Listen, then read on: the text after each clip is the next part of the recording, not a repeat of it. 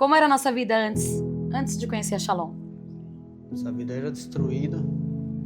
A gente veio para Shalom em busca de Cristo, né? E a gente veio também porque quando a gente estava com o casamento destruído, passamos por muitos divórcios. Então a gente escolheu ir para uma igreja para a gente seguir. Porque sem Cristo a gente não ia conseguir. Na verdade, quando a gente chegou aqui, tinha um ano que nós estávamos separados, né? Apesar de conhecer Jesus, em outras casas de oração, eu costumo dizer assim, que a Bíblia se cumpriu em nós quando diz que Ele se apresenta de várias formas. E nós conhecíamos Cristo de uma forma, e aqui nós conhecemos de outra forma.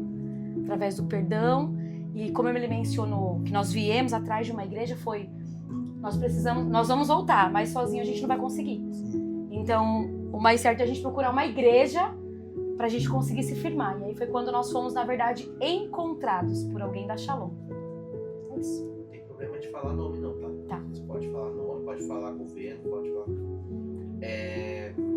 Lembrando aqui, porque eu acredito que vocês têm um testemunho muito forte sobre a questão de ação social também, sobre mudança de território. Sim. E tudo mais. Então vocês podem dar testemunho disso aí também. Qual foi o momento mais marcante que vocês viveram dentro da igreja? Você vai falar? Pode falar. Eu acredito que seja o encontro Peniel, de início. Antes de como eu falei, eu estava um ano, o Deda nunca foi cristão. Para começar, que o Deda nunca foi cristão. Eu fui 9 anos da igreja vizinha, nossos priminhos, e o Deda entrava lá e dormia. Mas ele começou a trabalhar num restaurante, e o dono do restaurante Cavalcante começou a discipular ele, evangelizar o Deda, e eu estava desviada. Então eu não queria saber de igreja de encontro, que eu falava que era lavagem cerebral, toda aquela coisa. Um dia, depois de 6 meses que eles estavam orando pela nossa vida, pela nossa casa, nós decidimos ir na célula, voltar e ir para a célula. E eu, dentro desse tempo, eu pisei na igreja. Aí, como eu, mesmo desviada, eu era assim, a mente bem cauterizada em questão de que Deus não estaria nesse lugar, nesse tipo de ambiente. Alegre, divertido, com luz.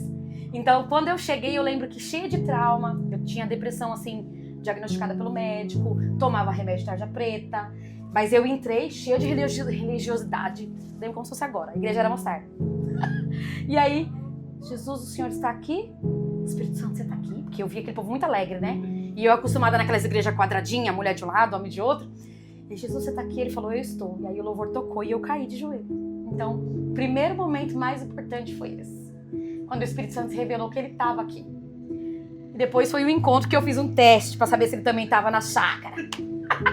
Se Deus está nesse negócio aí, Deda, que a gente se chama assim, né? Eu Anderson, mas chama assim, marido e tal. Se ele estiver lá mesmo, eu vou voltar curada dessa depressão, porque eu tava bem sequinha e fumando, tava usando o número 36 já. De tão magra, de tão feia, é irreconhecível. Eu melhorei depois que entrei nessa casa de oração. É muito incrível, assim. Então acho que um dos momentos mais incríveis foi esse, assim, o nível de miséria que a gente vivia. Assim, foi surreal. A gente passou por uma condição financeira. Ninguém diz. As pessoas veem a gente hoje assim de pé, no altar cantando, deve servindo. Ninguém diz. A gente começou arroz e alface.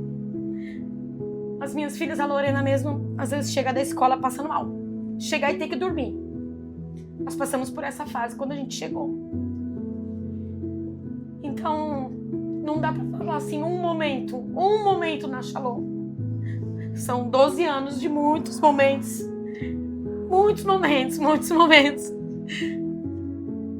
Nós apresentamos as nossas filhas aqui, porque a gente era... Não é você que tem que apresentar os seus filhos, mas eu gostaria de apresentar no altar, nós vivemos isso.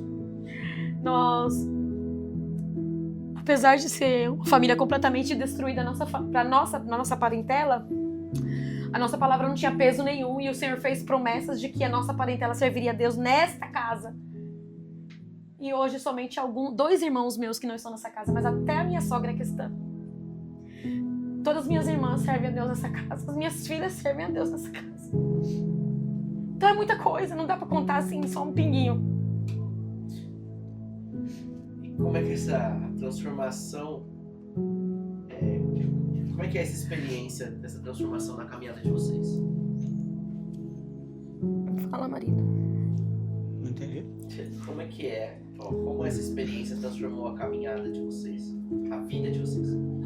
Essa mudança de rota transformou a vida de vocês?